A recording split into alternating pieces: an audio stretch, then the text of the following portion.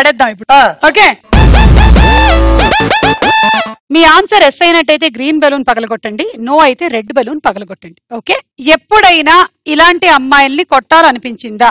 నాకు ఇలాంటి అమ్మాయిని కాదు, ఈ అమ్మాయిని చాలాసార్లు కొట్టాలనిపించింది. మరి పగలగొట్టు నువ్వు. ఓ నీకు వర్తించదులే, నీకు వర్తించదు. నేను అందుకనే సైలెంట్ గా ఉన్నాను. లేదు, ఇప్పుడు మళ్ళీ మీకు కామన్ గానే క్వశ్చన్. ఎప్పుడైనా కాకి మీ మీద రెట్టేసిందా? ఏమండి, ఇది మామూలుగానే రెట్టేసినట్టే ఉంటది. అది అట్టుంటది. నో, నా మీద ఇది చెయ్యేసిన ప్రతిసారి నేను అట్టే ఫీల్ అయ్యాను. ట్రైన్ పట్టాల మీద రూపాయి బిల్ల పెట్టాలని అనిపించిందా? పెట్టితేనే తయారైంది. అనిపించింది. నీకు? నాకు ఇప్పుడు కూడా పెట్టాలనిపిస్తుంది. పెట్టేస్తే నాకు దరిద్రం ఊడిపోతుంది.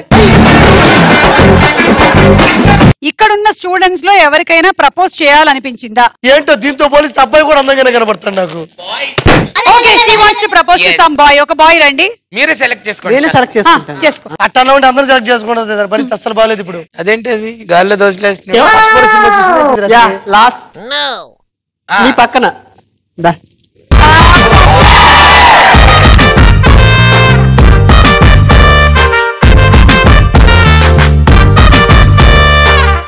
మిమ్మల్ని తిరగడానికి కారణం ఏంటంటే నాకు మీరు మహేష్ బాబులా కనిపించారు.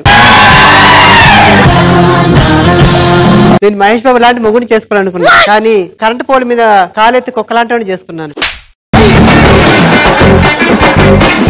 చూడంగానే మనసు పారేసుకున్నాను. నీ చేతిలో పట్టుకున్న మైకిని చూడంగానే నీ అమ్మ నాన్న పారేస్తే ఇటు వచ్చాము, నీ మనసు పారేసుకుందా.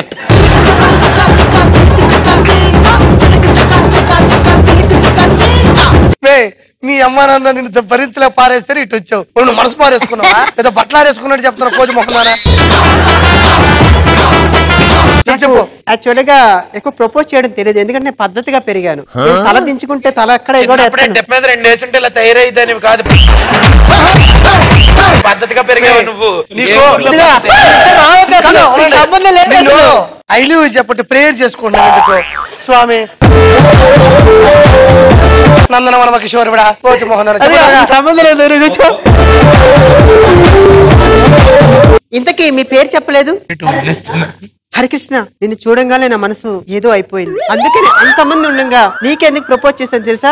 అందరూ అదృష్టవంతులు కాబట్టి. నువ్వేమన్నా మాట్లాడు, వీలైతే 4 మాటలు, కుదిరితే కప్పు కాఫీ. మీ పేరేందో తెలుసుకోవచ్చా? నా పేరు తెలియకుండా పైకి వచ్చావా? అంట్లు తోకునే దాన్ని నీకెందుకు భయ్యా పేరు దాందే?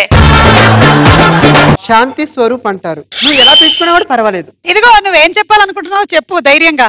చెప్పు, పర్వాలేదు, నేనేమనుకోను. చెప్పు, నీకు వేరే గర్ల్ ఫ్రెండ్ ఉంటే అది కూడా చెప్పి. ఉన్నారా?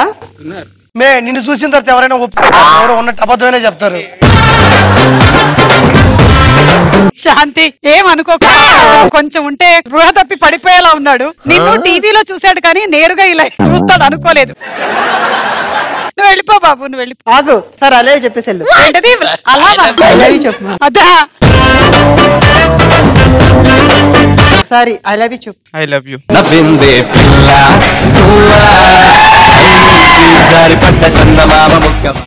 ఐ లవ్ యూ కాదు, ఐ లీవ్ యూ, వెళ్ళిపోతున్నా అన్నాడు. గాజులు సప్పడి చేస్తే చేపలాగా తుళ్ళను వయసే అస్సలియా గుండెల్లోన మట్టే పెట్టావే. అరే కలర్ఫుల్లు చిలక నీదే కలర్ఫుల్లు నడక, ఓ కలర్ సోడ కొడుకు నీతో కలర్ ఫోటో దిగుతా. అరే కలర్ఫుల్లు చిలక నీదే కలర్ఫుల్లు నడక. ఇందాక నువ్వు బ్యాంకాక్ లో సినిమా చేసావు కదా, ఆ క్యారెక్టర్ అతనిది. చేస్తావా? క్యారెట్ చూసి కూడా ఇస్తారు అప్పుడు. ఏంటి చెప్పు చెప్పు.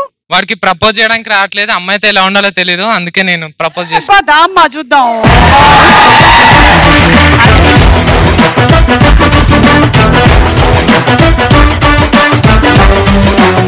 నేను పిలిచినాడు, నాకు ఎలాగో ప్రపోజ్ చేయలేకపోయాడు. మరి నువ్వన్నా చేస్తావు అనుకుంటున్నాను. అంటే దూరం నుంచి ప్రపోజ్ చేద్దాం అనుకున్నా, దగ్గరకు వచ్చినాక మనసు మార్చు. ఏంటి దూరం నుంచి చూసి ఏమనుకున్నావేంటి? దూరం నుంచి చూసాక ప్రపోజ్ చేద్దాం అనుకుంటున్నాను.